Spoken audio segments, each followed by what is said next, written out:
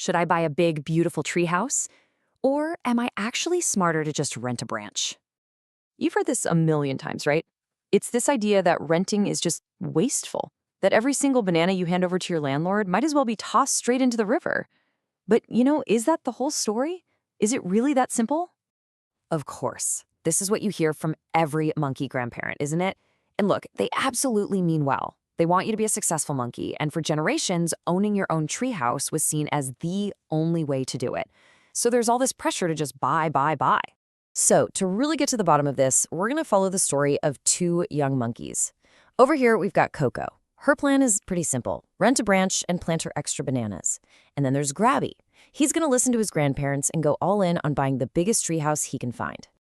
Okay, let's follow Grabby first. He's feeling pretty good about himself, very grown up. He's marching right down that jungle path, straight to the big banana bank, ready to make his treehouse dream a reality. Now, to get this treehouse, Grabby has to do something pretty major. He takes this massive pile of bananas, a mountain of fruit he has saved his entire life, and he just hands it over to the bank.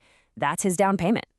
And get this, that giant pile of bananas, that's not even the full price. The bank gives him the rest, but in return, Grabby takes out a treehouse loan. All that means is he's making a promise to pay the bank back for many, many years. And he has to pay them back with extra bananas. That's the catch. So Grabby is super proud of his new home. He loves it. But after a little while, he starts noticing something kind of weird. Even though he owns this treehouse, his banana pile just keeps shrinking every single month. It turns out there are some hidden banana eaters at work. So what are these sneaky costs? Well, there are 4 really big ones he didn't think about. First, there are the extra bananas he has to pay the bank, just for the loan. Then he's got to give some bananas to the government monkey.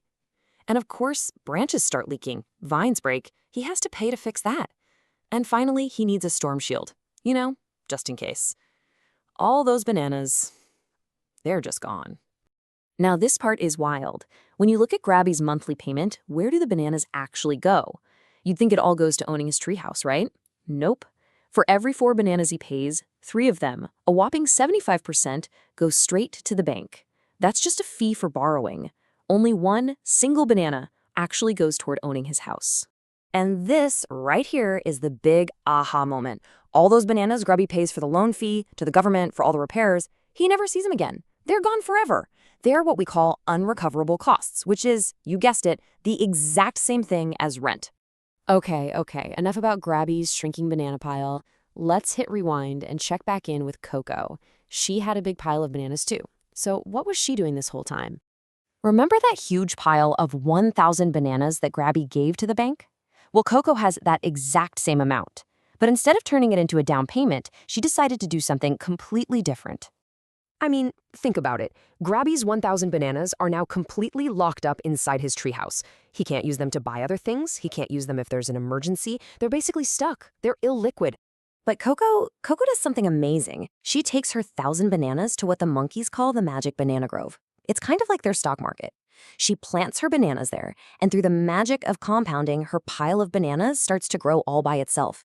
After just 2 seasons, she has 1,500 bananas. 5 seasons later, it's 2,500 bananas.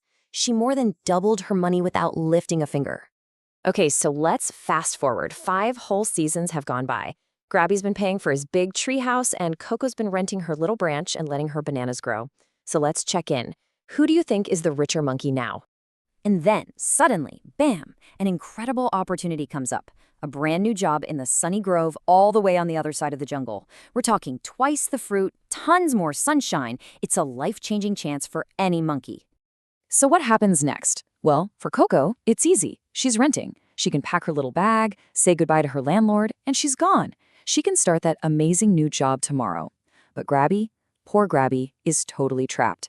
His treehouse is like a giant anchor. He can't just up and leave. He's got to sell it, which takes forever and costs a ton of bananas in fees. He completely misses out. So let's look at the final score here. Grabby has his big treehouse, yeah, but he's down to like 10 bananas, and he's completely stuck. Coco? She's got a simple rented branch, but she also has a huge pile of 2,500 bananas, the freedom to go anywhere and way less stress. When her roof leaks, the landlord monkey fixes it. And here is the absolute craziest part.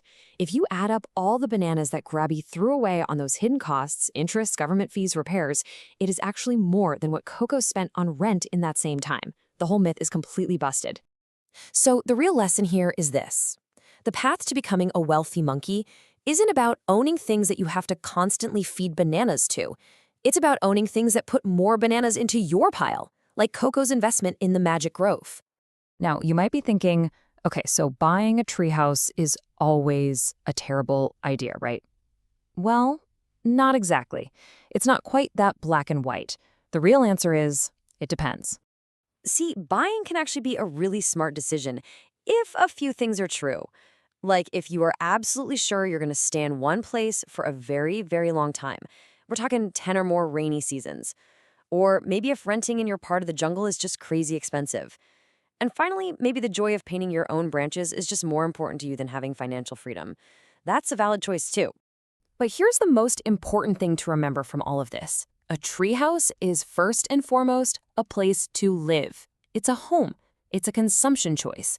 It is not some magical, guaranteed ticket to becoming the richest monkey in the whole jungle. So, we'll leave you with this question. Now that you know about all the hidden banana eaters, and now that you know about the power of planting your bananas and letting them grow, it really makes you think, doesn't it? What is the smartest thing for you to do with your banana pile?